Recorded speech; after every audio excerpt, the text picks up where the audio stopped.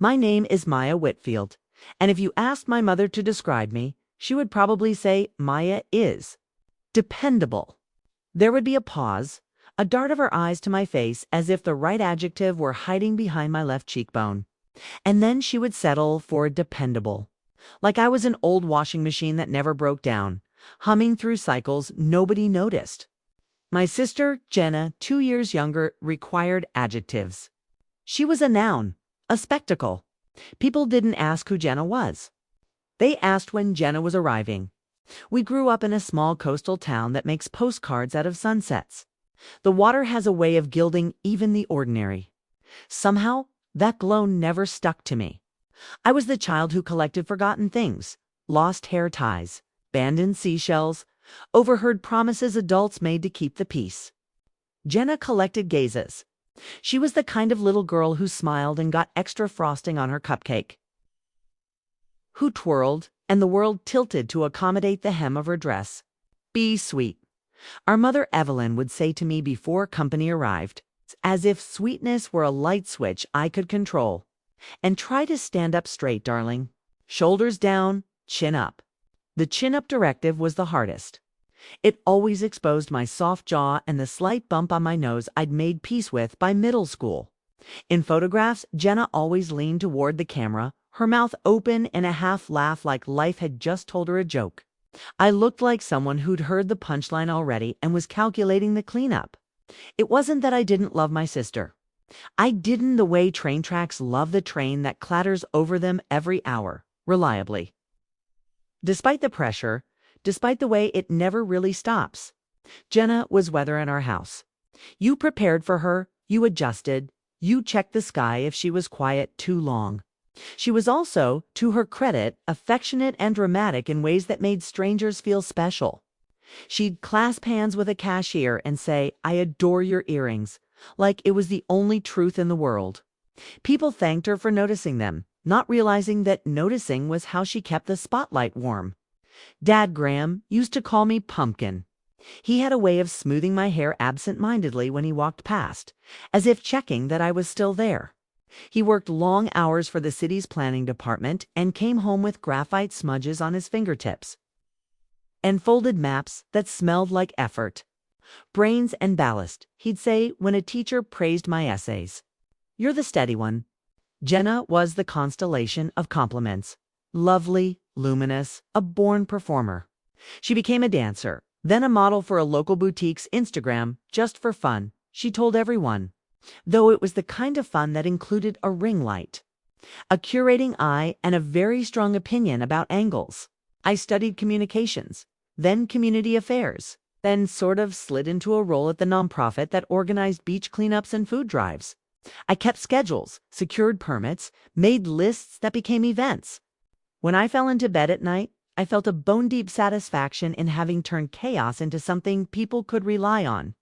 No ring light ever cared about that. Can't you wear lipstick? Jenna would say on the mornings we left for school together, seeing me grab chapstick out of habit. You have a nice mouth. It's just pale. A little color wouldn't kill you. I'm not going to a photo shoot, I'd say. Her grin was quick, contrite. I know. I'm just helping. Helping was Jenna's favorite verb whenever she wanted me to be more like her. Once, she tried to pluck my eyebrows while I was mid-sentence. I jerked so hard she left a bald patch I filled with brown eyeliner for 3 weeks. Another time, she brushed my hair with such intensity that the brush got stuck. We had to cut it out, her squealing with laughter while I calculated how many days it would take for the chunk to blend back in. By the time Jenna met Adrian, I had perfected the art of looking pleased for her. He was the kind of handsome that made you remember your posture. Tall, quick smile, laugh lines that suggested he had earned them. He and Jenna met at a charity gala my nonprofit coordinated.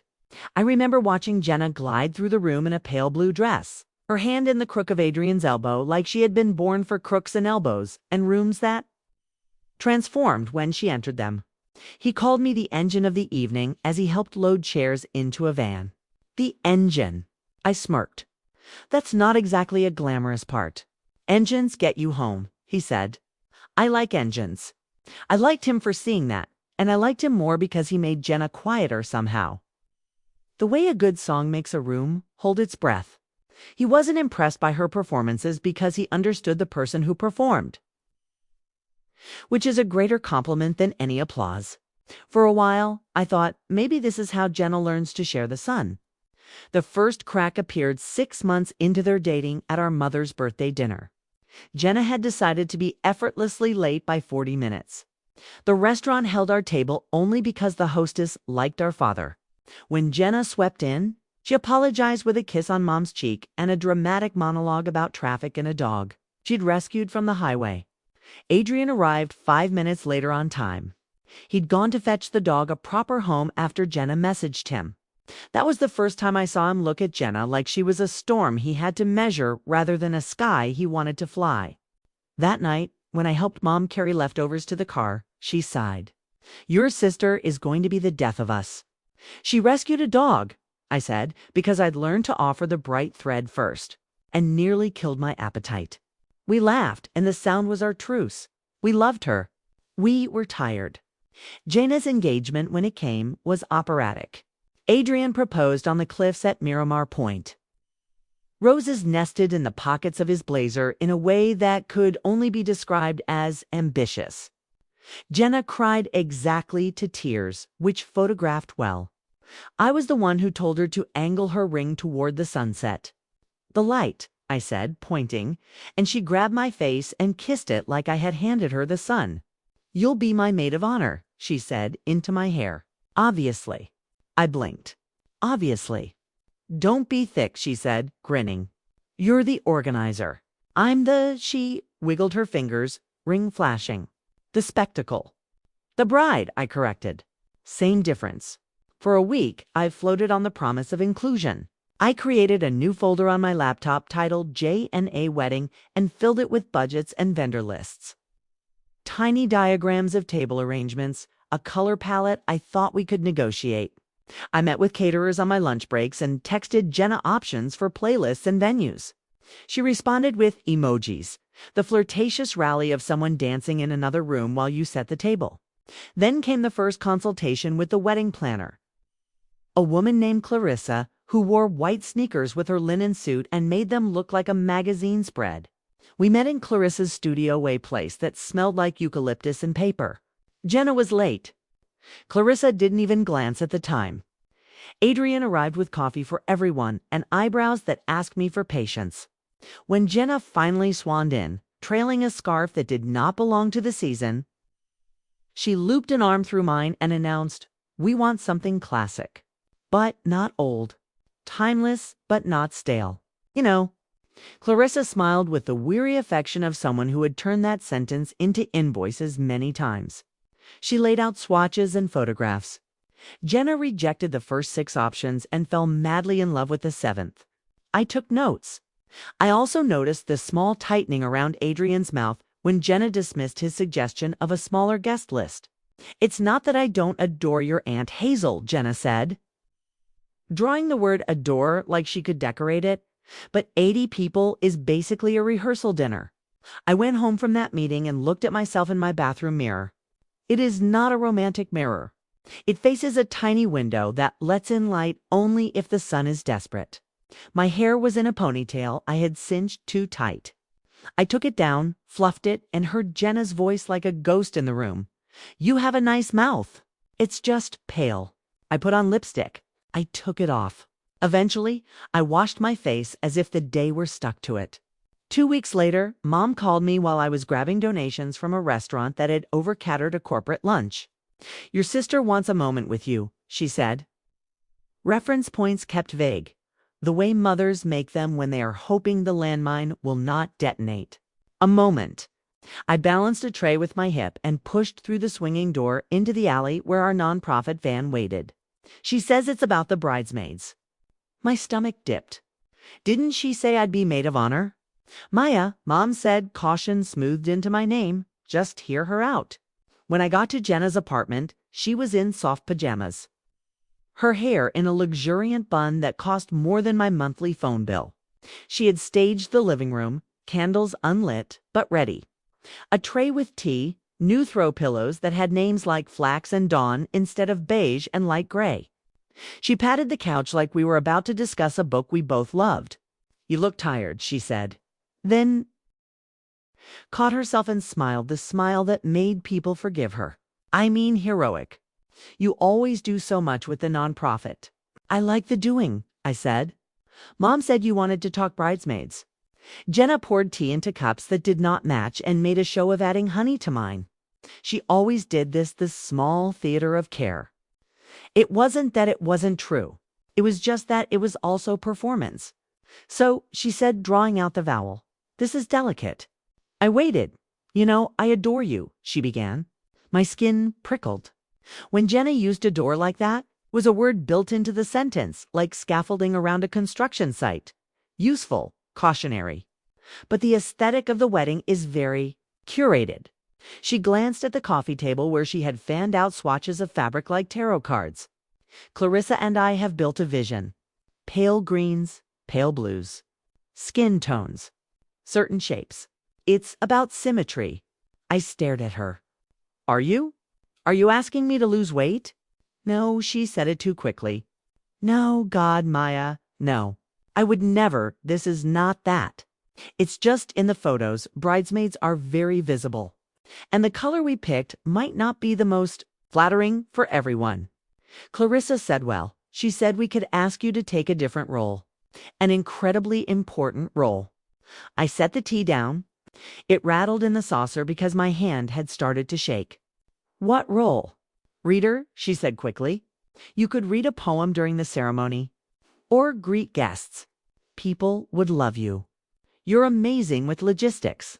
You asked me to be your maid of honor," I said, and my voice did not break because it had learned to hold. Her eyes softened, pity like a ribbon tied around them. "I said it before we had the color palette. And Clarissa showed me some mock-ups of group photos. And—" She took a breath. "Okay, real talk. Please don't make this hard. I need everything to be perfect. And you'll still be in pictures, just not a center. You're saying I'll ruin your aesthetic." "I'm saying," she replied, lifting her fingers like she could pluck a kinder word from the air, "you deserve a role that suits your strengths. You're the engine. This is a hood ornament situation." Something in me went cold and clinical, like I had become an editor removing adjectives. "You think I'm not pretty enough to be your maid of honor?" She flinched. "Maya, don't twist my words. It's not about pretty. It's about the vibe. And the dress we picked is very unforgiving, and the makeup is very specific. You don't like makeup. You've said so 100 times. Because you always apply it like I'm a mannequin." Her face flashed defensiveness. "I know makeup. But this isn't about me. It's my wedding. I'm allowed to want it to look a certain way." "You're allowed," I said, "to tell me I'm too ugly for your wedding." The word landed between us like a glass dropped on tile. Her mouth opened shut.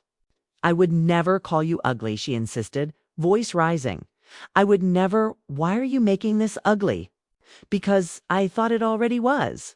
Because the truth of what she believed was warping the air, even if she couldn't or wouldn't say it outright. My chest ached with the familiar feeling of being useful and invisible at the same time. "The way engines are until they sputter." "I'm not trying to hurt you," Jenna said softer.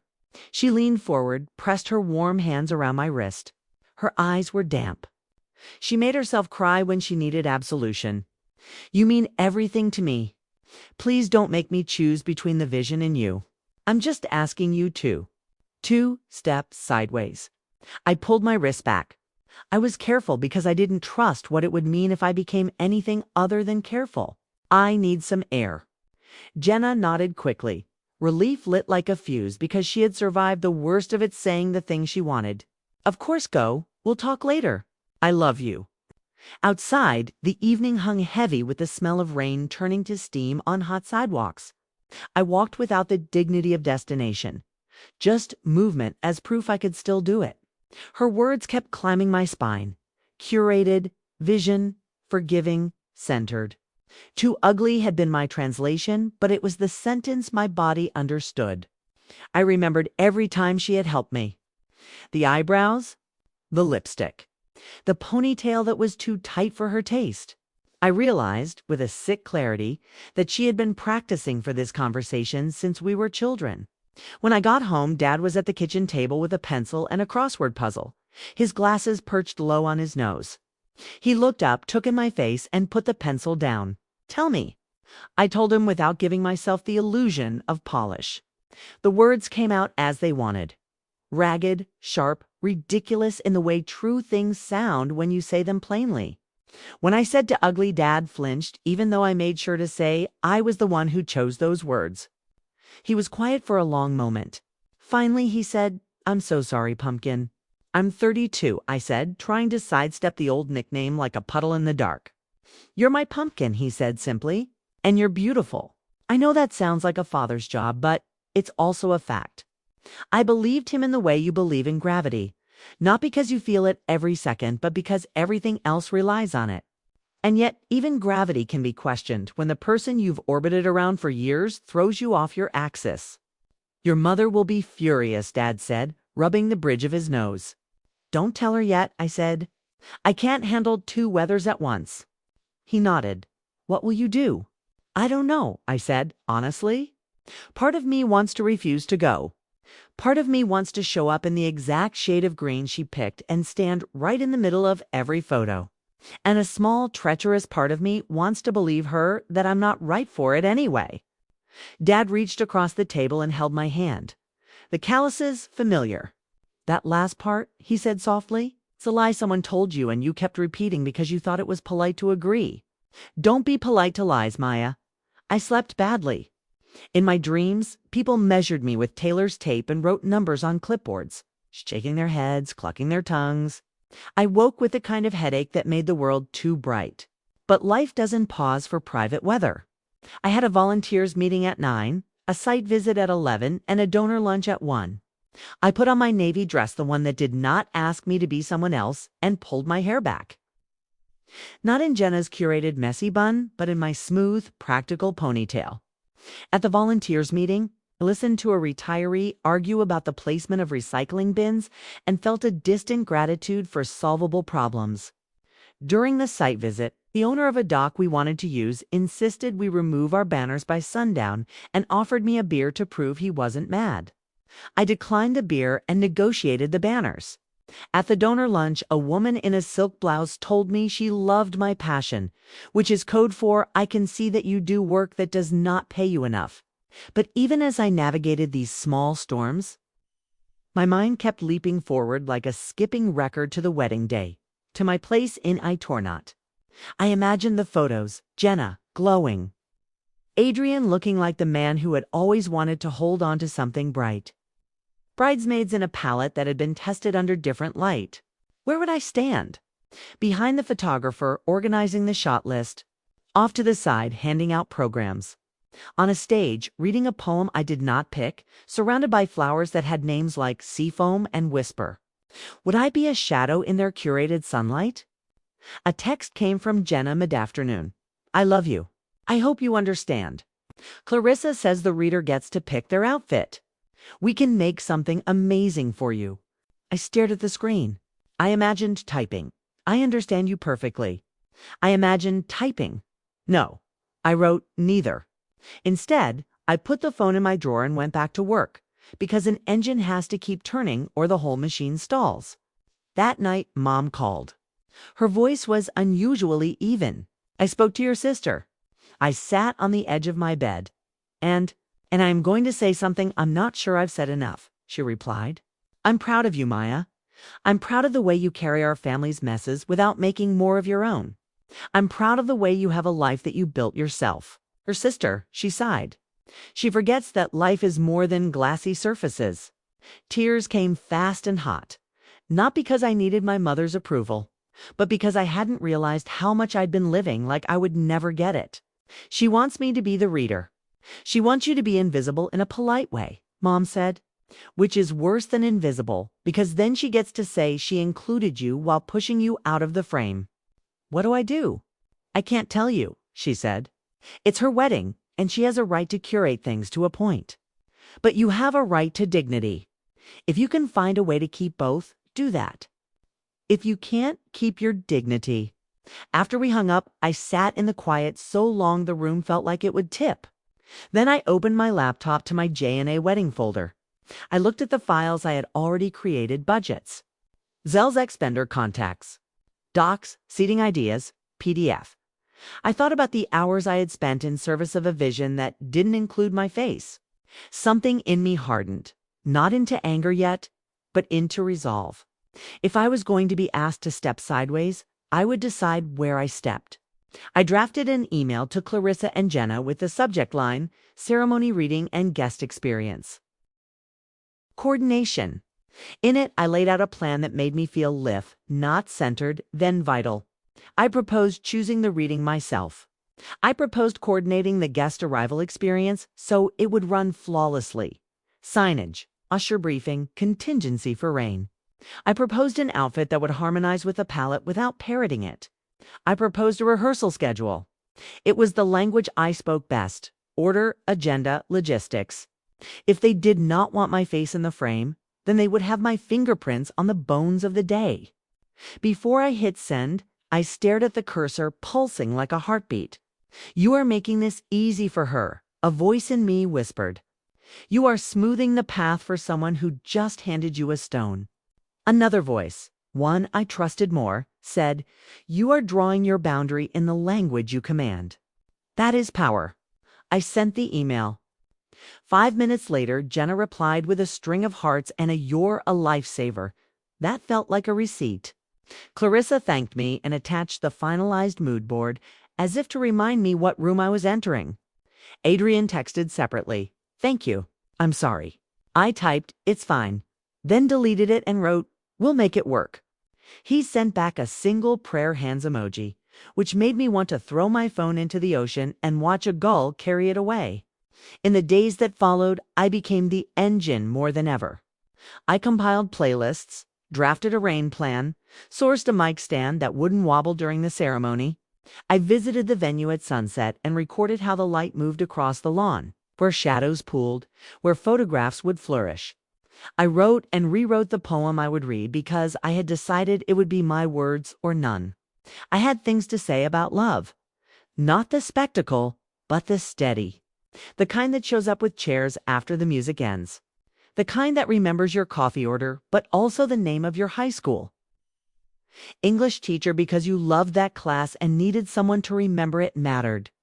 Meanwhile, small slights accumulated like lint in the pocket of a coat. Jenna sending me a photo of the bridesmaids' dresses with the caption "Sue" flattering on them. Jenna's insistence that my shoes be festive but not loud. Clarissa's gentle suggestion that I consider a soft glam makeup look done by their artist to maintain cohesion. I smiled through my teeth and negotiated for a lipstick that didn't feel like someone else's mouth. On the morning of the rehearsal, I woke with a clarity I hadn't expected. It was the kind of morning that makes promises crisp, bright. A breeze that rearranged the trees with purpose. I wore the dress I had chosen, a deep teal that made my skin look like I knew how to belong to it. When I walked into the venue, people smiled at me, and for once the smiles felt like theirs to give rather than mine to organize. Jenna pulled me aside near the hydrangea hedge, her hands fluttering with the energy of someone who wants to touch everything in the room to prove it's hers. "You look amazing," she said, and for a moment it almost registered as pure. "Thanks," I said. I met her eyes. "We're going to run through the reading after the walkthrough." "About the reading," she said, face shifting. "Clarissa thinks it might be better if you keep it under 90 seconds. We don't want the mood to drag." "Of course," I said, even though part of me wanted to drag the mood down the aisle by its hair. She glanced at my dress again. We were thinking more sage than teal. "I was thinking I'm not a bridesmaid," I replied, and it was. Easy. The truth is a low gear that can climb anything if you let it. She blinked, then shrugged. "You do you, sis." She kissed the air near my cheek and flitted away like a bird already looking for its next branch. As I stood there, watching rehearsals turn people into moving parts, I felt it again. That sense of standing at the edge of a weather change. The humiliation hadn't happened yet. The reckoning hadn't been staged. But the pieces were set, the lines rehearsed, the spotlight waiting. I was no longer interested in stepping sideways. I was interested in choosing the moment I would step forward. What I didn't know then, what would unfold the next day, like a flag in wind, was that the wedding would not merely be a stage where I read someone else's idea of beauty in a borrowed voice. It would be the place where all our unspoken agreements were called to account, where the truth we had been curating for years would finally refuse to fit any palette, and where I would discover that invisibility is not the opposite of spectacle. The opposite of spectacle is purpose. And, ready or not, I was about to become its star. The morning of Jenna's wedding was the kind of morning novels pretend to invent bright, cloudless, and humming with possibility. The sky above Miramar Point was painted the exact shade of optimism, a relentless blue, but my stomach was anything but optimistic. It curled into knots that no amount of herbal tea or deep breathing could undo. I stood in front of the mirror in my hotel room staring at myself in the teal dress I had chosen. It wasn't part of Jenna's official palette: sage blush, ivory, and whisper grape. It was mine. The fabric hugged my shoulders, dipped modestly at the neckline. I fell in a sweep that made me feel like I was walking rather than apologizing. I had done my own makeup, light but deliberate. A soft liner, mascara that widened my eyes, and a lipstick in a shade called Resilient Rose. When I pressed my lips together, I whispered, "You're not invisible today." But already, I could hear Jenna's voice like a phantom in the room. "Teal isn't sage. 90 seconds. Don't drag the mood." I shook it off and made my way to the venue. The Miramar Point estate was perched on the cliff like it owned the ocean. Rows of white chairs had been aligned with surgical precision. Ribbons fluttered in the breeze, and the arch was smothered in imported roses and eucalyptus. Like nature had been instructed to behave in symmetry. Guests were already trickling in. Women in chiffon dresses the color of sherbet, men in navy suits, children carrying programs as though they were treasure maps. I arrived early because that is who I am. And because Clarissa had sent me a frantic text at dawn. "Need help with usher flow and signage PLs, save me?" So there I was, directing ushers, straightening signs, smiling at guests who thought I was an employee rather than family. "Oh, thank you, dear," one woman said as I guided her to her seat. "You're doing such a wonderful job." Wonderful job. Like I was the concierge at someone else's life. When the bridesmaids finally arrived, I had to stop myself from staring. They looked like a curated painting. Tall, slim, glossy. Their sage gowns swept the grass without snagging. Their hair pinned in effortless chignons.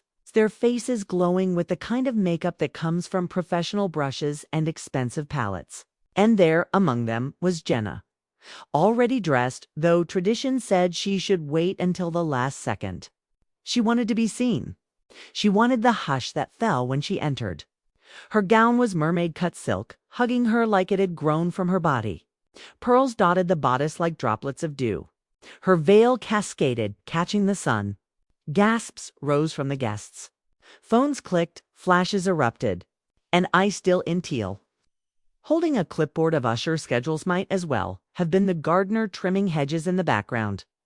Jenna caught my eye, her lips curving in a quick, tight smile that meant good. "You're where I need you on the sidelines." I inhaled sharply. It burned.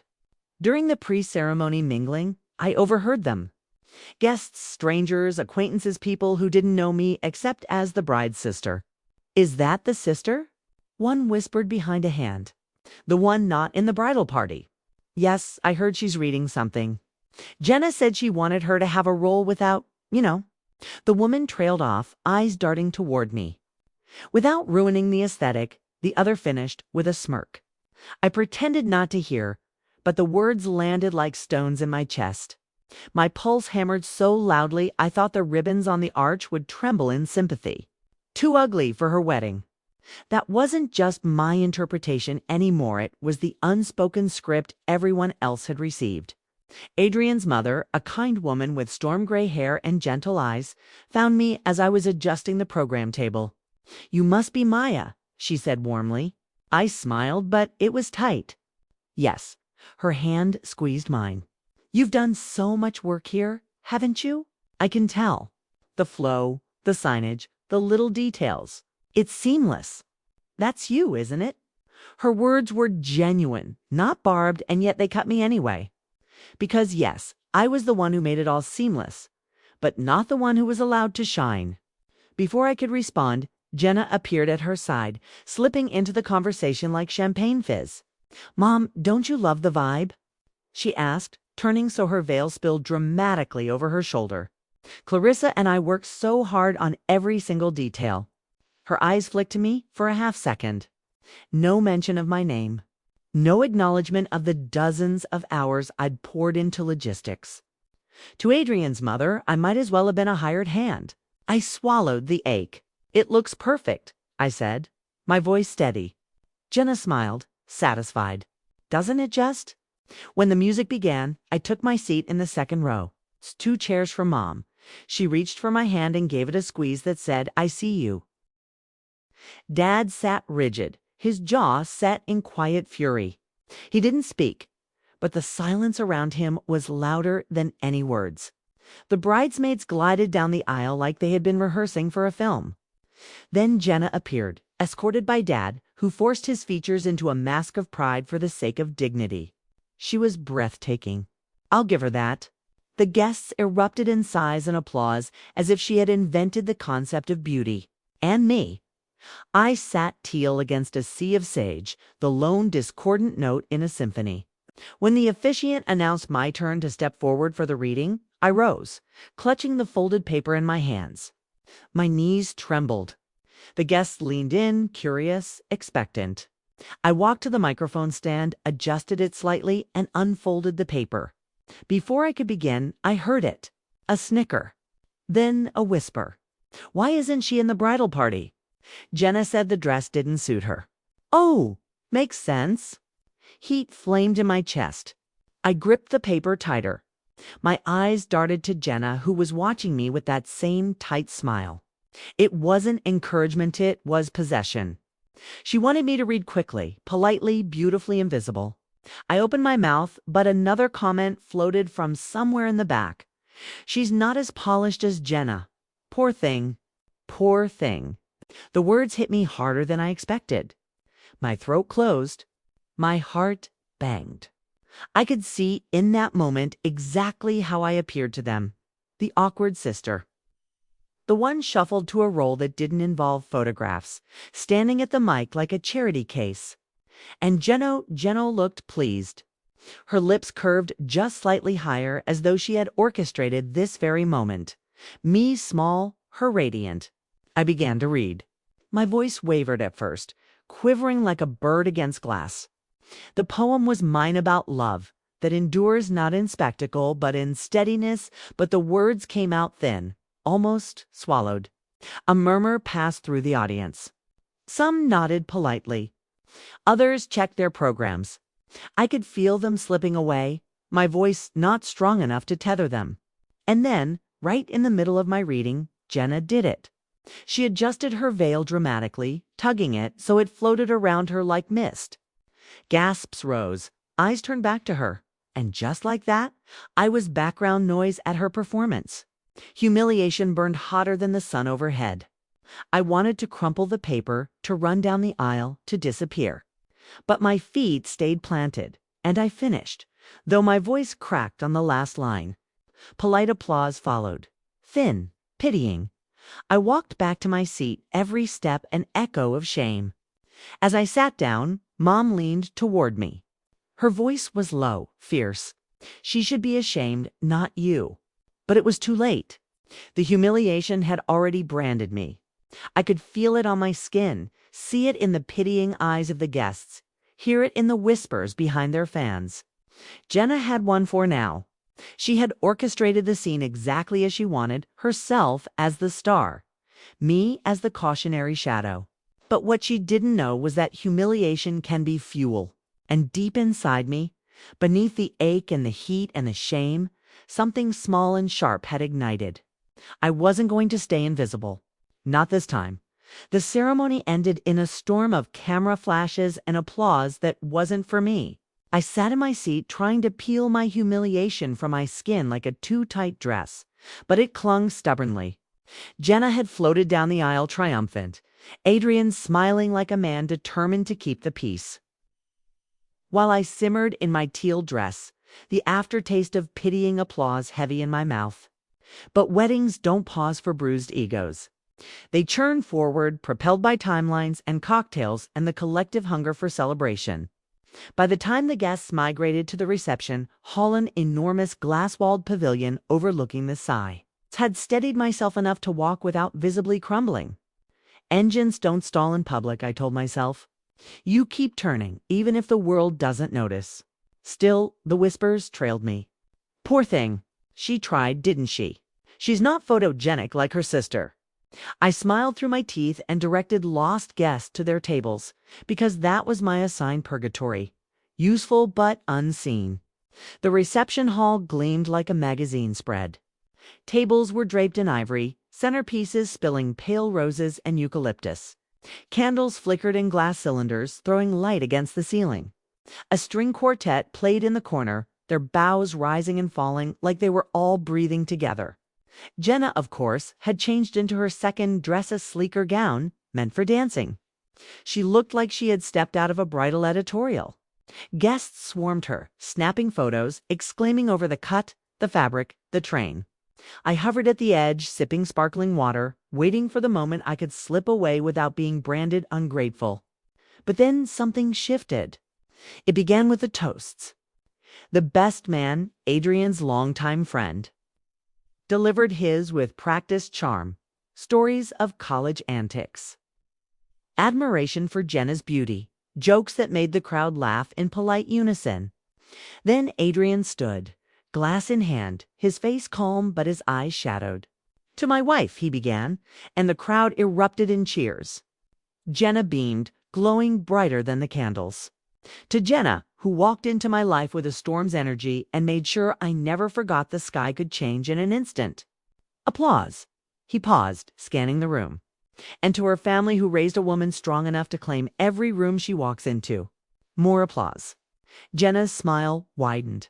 And Adrian added, his voice firm, to her sister Maya. The crowd shifted, murmurs rippling. My heart jerked in my chest. Adrian's eyes landed on me, steady. Maya is the one who kept this day from collapsing. She's the reason the permits came through, the reason the vendors showed up. It's the reason we aren't eating reheated takeout right now. You all see the beauty, the flowers, the light. What you don't see is the engine. Maya made this happen. The room went quiet. Guests glanced at me, some with surprise, some with embarrassment. Jenna's smile faltered. Adrian raised his glass toward me. To Maya, who deserves more thanks than any of us have given her. Applause rose again, hesitant at first, then stronger. My cheeks burned not with shame this time, but with something else. Recognition. Jenna, however, wasn't applauding. Her hand clutched her champagne flute so tightly I thought the stem might snap. After the toast, the photographer began arranging the obligatory group shots. Bridesmaids in formation, family clusters, friends squeezed together. When it came time for family photos, I stepped forward automatically. But Jenna blocked me with a hand that looked graceful to the crowd but felt like a barricade to me. Just the bridal party first, she whispered through her perfect teeth. I froze. Guests watched. The photographer hesitated. Mom's voice cut the air. She is family. Jenna smiled sweetly, too sweetly. Of course she is. I just meant the aesthetic shots first. You'll get your turn, Maya. The whispers started again. Her turn, as though I were a consolation prize. I stepped back, my face neutral, though inside I was boiling.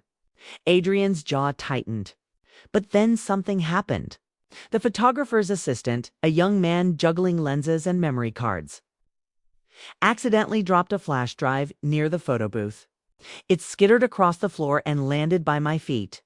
I bent to pick it up and heard Jenna hiss at him. Make sure you delete any bad angles of me. I don't care about the others, but I need to look flawless. The words hit me like a stone to the chest. She didn't care about the others. Bridesmaids, guests, even me. To her, we were all props, disposable if the angle displeased her. I handed the flash drive back to the assistant, but my hands trembled. Not with hurt this time, but with a dawning, dangerous clarity. Later, as dinner was served, Adrian's Kazuna, woman named Elise, slipped into the seat beside me. She leaned in, conspiratorial. "You're Maya, right?" "The sister."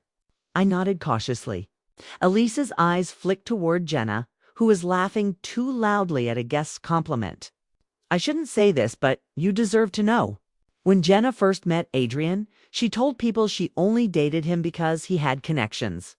Said she needed someone who could upgrade her image." My fork froze midair. "She said that." Elise nodded grimly. I didn't believe her at first. But then she bragged about how marrying him would elevate her brand. Her words, not mine. The room seemed to tilt. I thought of Adrian's quiet strength, his kindness, his toast in my honor. He loved her. But she had chosen him like someone chooses a designer bag for what it signaled. The humiliation I had endured, the whispers, the exclusion, the dismissal wasn't just about me. It was part of a larger truth. Jenna didn't love Adrian the way he deserved. She loved what he represented. And suddenly, my humiliation was no longer the sharpest wound in the room. As the night wore on, I caught Adrian watching me. Not with pity, but with something heavier. His gaze lingered, searching, like he knew I carried a truth he hadn't yet spoken aloud. When our eyes met, he gave the slightest nod. A question, a plea. And I realized the twist wasn't just my exclusion. It was the revelation that this entire wedding was built on a performance, a curated lie. And the audience. They were about to see the curtain slip. Jenna took the microphone for her thank you speech, her voice sweet and polished. She thanked the vendors, the planner, the bridesmaids, the guests. She barely mentioned Adrian. She didn't mention me at all. And in that silence, the humiliation I had carried all day transformed into something else. Fuel, because secrets have a way of slipping out. And lies, no matter how curated, can't survive under too much light. I knew then justice was coming, and I would no longer be content to be invisible. The reception pulsed with the energy of expectation. Guests buzzed from champagne, string lights glowed like captive stars. And the air was thick with the sweet perfume of roses and wine. But beneath all that polish, tension thrummed like an underground river. I could feel it building, pressing against my ribs, daring me to give it voice. Jenna floated across the hall like she owned it, laughter spilling too loudly. Her arm hooked around Adrian's like a trophy on display. She was radiant, yes, but it was the kind of radiance that burned everyone else in the room. And me. I sat in my teal dress, a shadow with a spark in her pocket. Because now I knew the truth. Jenna hadn't chosen Adrian out of love, she'd chosen him for status, for image, for brand elevation. Elise's words replayed in my head. She bragged about how marrying him would elevate her brand. I knew I couldn't stay silent. Not anymore. It began with a slideshow. Clarissa had arranged for a montage of Jenna and Adrian's journey to play on the big screen. Photos of them smiling, traveling, posing, curated moments stitched into a narrative. Guests clapped and cheered, cooed at the proposal shot, sighed at the vacation selfies. And then suddenly the slideshow glitched. For one startling second, an unedited photo appeared. Jenna, rolling her eyes, lips curled, clearly mid-sentence. The audio file that accompanied it accidentally included played loud and clear. Honestly, Adrian's nice, but the real win is his network. Once we're married, my brand is set. People respect his name. Gasps tore through the room. The photo disappeared, the curated slideshow resumed, but the damage had been done. Silence fell heavy as a storm. All eyes swung to Jenna. Her face blanched, then flushed a furious red. "Technical glitch," she said quickly, her voice brittle. "Ignore that tit" was out of context. But context didn't matter. The words had landed. And Adrian didn't look surprised. He looked resigned. Adrian stood slowly, glass in hand, his face calm, but his jaw taut. Out of context. He said, voice carrying across the hall. "No, Jenna, I've heard those words before. Maybe not here, maybe not tonight, but I've heard them. And I tried to convince myself they didn't mean what I feared they meant. The room was dead quiet, every guest suspended in disbelief. Adrian turned to the crowd. I love this woman. I gave her everything I had. Not because of what my name means, but because I believed in her. I believed in us. But what do you do when you realize love wasn't the currency being exchanged? Gasps, a few murmurs. Some sympathetic, some scandalized. Jenna's eyes flashed. Adrian, stop. This is not the place, it's exactly the place, he interrupted, his voice steady. Because this day isn't just about us, it's about truth. And truth doesn't get curated. The silence broke into a ripple of whispers, guests shifting uncomfortably. Jenna turned her fury on me. You, she snapped, her voice slicing through the air. You did this, didn't you? You sabotaged the slideshow. You've been jealous your whole life.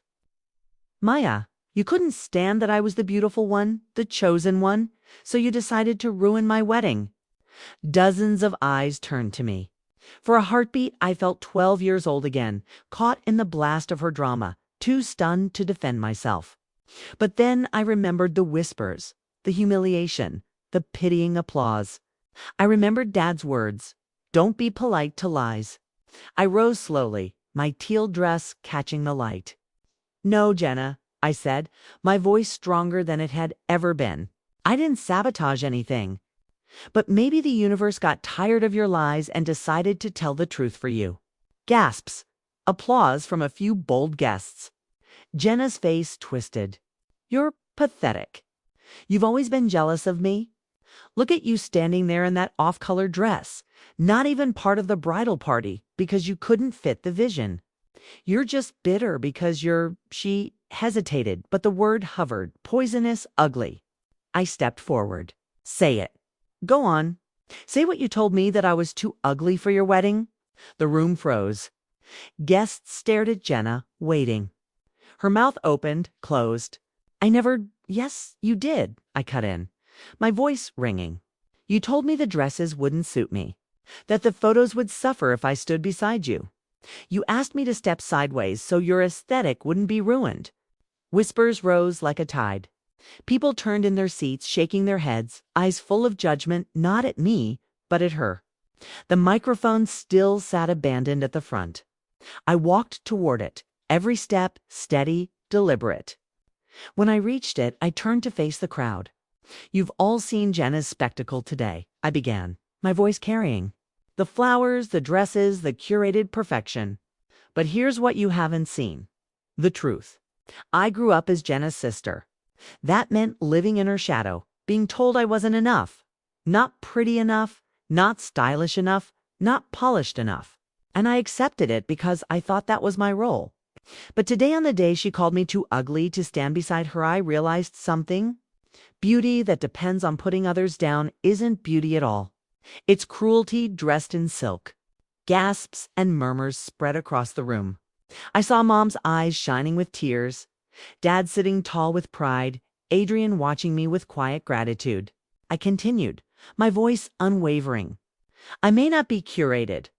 I may not be perfect in photos, but I am enough. More than enough. And today, I won't stand in the shadows anymore. Applause broke out, hesitant at first, then stronger. Some guests even stood clapping. Jenna's face crumpled, fury and panic warring in her eyes. She looked around desperately, searching for someone to defend her, to reaffirm her spotlight. But the crowd wasn't with her anymore. Her bridesmaids shifted uncomfortably, exchanging glances. Clarissa, the planner, stared at her shoes. Adrian stood like stone, unflinching. Finally, Jenna burst out, "This is my day, not yours. You can't just steal it from me." I met her eyes. You gave it away the moment you chose lies over love. And with that, the room turned. Guests murmured disapproval, some shaking their heads, others openly pitying Adrian. The spectacle she had built, the image she had curated, crumbled in real time, collapsing under the weight of truth. Adrian stepped forward, his eyes on Jenna. "Jenna," he said quietly, But everyone heard, I loved you. I wanted to build a life with you. But I won't build it on a lie. He set his wedding ring on the table. The sound of it hitting would echoed like a gavel. Gasps tore through the room. Jenna staggered back, her face pale. You can't, Adrian. You can't do this here, but he already had. And just like that, the star of the day wasn't Jenna anymore. It was the truth. As Jenna fled the hall in tears, the room erupted not in chaos, but in applause. Not for her exit, but for the shift, the justice, the release of tension that had suffocated everyone. Guests came to me one after another. You were brave. You spoke truth. You're beautiful, Maya. For the first time in my life, I wasn't the dependable engine humming in the background. I was the one everyone saw. And it felt like breathing after years underwater. The reception hall still echoed with whispers long after Jenna's exit. Glasses clinked nervously. Guests shuffled. And Clarissa whispered orders into her headset as though she could glue the shattered day back together. But the truth was out, and no amount of eucalyptus or curated lighting could hide it. I stood there in my teal dress, the humiliated sister turned accidental truth-teller. And for the first time in years, I felt taller than my shadow. Adrian had slipped outside with his best man, face drawn but composed. I stayed back, not out of fear, but because this was his moment to breathe without the weight of Jenna's performance pressing on him. Mom wrapped me in a hug that smelled like lavender and foundation powder. You were magnificent, she whispered fiercely. Your sister should be ashamed, but I have never been so proud. Dad clasped my shoulder, his jaw working as though holding back words. Finally, he said, Pumpkin, you reminded everyone here what real beauty looks like. And it has nothing to do with silk gowns or camera angles. His voice cracked on the word pumpkin. For once, I didn't brush it away. One by one, people approached me. Adrian's mother hugged me tightly. I always hoped he'd have someone honest in his corner, she said. Tonight, you were that someone. Even some of Jenna's bridesmaids came forward. Awkward but sincere. We didn't know, one murmured. She always said things about you that you were plain, that you didn't mind staying behind the scenes. We believed her. I smiled, though it trembled. Maybe I did let her write the story for too long. But not anymore. They nodded, eyes wide with the recognition that the spectacle had collapsed and I had survived its rubble. Later, when the chaos had thinned and guests trickled away, Adrian found me by the cliff's edge. The sea below roared, restless, as though it too had opinions about the day. He stood beside me, hands shoved into his pockets. For a long time, we watched the waves crash against stone. Thank you, he said at last. His voice was low, heavy. I shook my head. You don't need to thank me. You deserved to know. Everyone did. He exhaled. Part of me always knew. But hearing it out loud, seeing her crumble, it's different. Painful, yes, but freeing too. We stood in silence, the wind tugging at our clothes. Finally I asked, do you regret marrying her? He gave a humorless laugh. I regret not listening to my instincts sooner. But I don't regret today. Because today I saw truth more clearly than I ever have. He glanced at me, his eyes soft. And I saw you. Something in my chest shifted, like a door unlocking. But I didn't reach for it. Not yet. This wasn't about romance. It was about reclamation. Jenna didn't return to the reception. Later, I'd hear stories how she screamed at Clarissa. How she blamed everyone but herself. How she demanded the photographer delete every photo where I appeared. In the weeks that followed, she would spiral. Her curated image would crack online as whispers spread. Friends distancing themselves, sponsorship deals vanishing. She'd post photos insisting she was thriving, captions dripping with bravado. But the comments would betray the truth. I didn't rejoice in her downfall, not fully. She was still my sister. But I also didn't ache for her like I once would have. Because sometimes justice looks like silence, like the absence of applause. Life after the wedding felt lighter. People who had only ever known me as Jenna's sister began reaching out, not to compare, but to connect. At the nonprofit, volunteers looked at me differently, like a leader, not just the organizer in the background.